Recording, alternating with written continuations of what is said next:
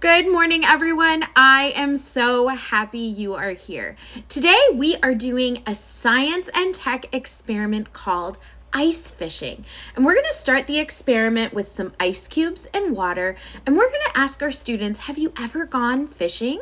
What do we do when we go fishing? What is the equipment that we need? Right, we need a fishing pole and fishing line. And when we go fishing, do we just throw the line in the water and pull it right back, or do we wait? How does it work? And then we're going to talk about what we know about water and ice. Water is liquid, ice is a solid. What about the water happens in the winter time in areas that it gets really cold? The ice freezes. So when we're thinking about the animals that live at the poles, what do you think happens when they need to go fishing for food? So penguins or polar bears, how do they get to those fish if the water is frozen?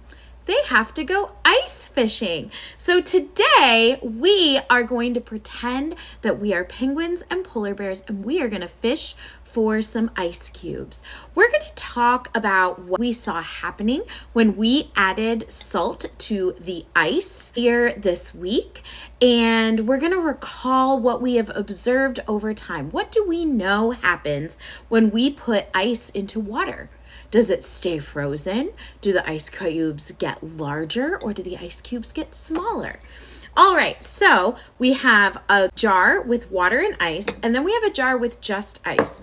We're gonna add a little bit of salt to both of these jars, just like that.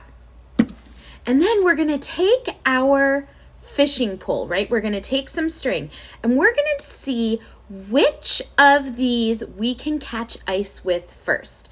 Now, just like when we are fishing, do we just pull the string out right away, or do we wait patiently till we feel a nibble on the line, right? We have to wait patiently to see if something is caught by our line. And if we pull it out too quickly, we're not going to be successful, right? We're not going to catch a fish. So we're going to wait. And what do we think is happening to the ice cubes that are in our jars right now?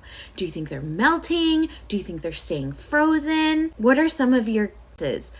I think that maybe the ice is melting, and as it melts, perhaps the yarn is sticking to the ice. So let's see. Did we get any here? Nope, none on that side yet. How about this side? Did we catch any over here? Oh, we caught some ice. Why do you think that the yarn is sticking to the ice cube? Do you think it's the salt, or do you think that the yarn is melting into the ice? I wonder. Any over here? We're not having very much luck here, so it definitely seems to be easier to do it without the water. I hope you enjoyed this lesson.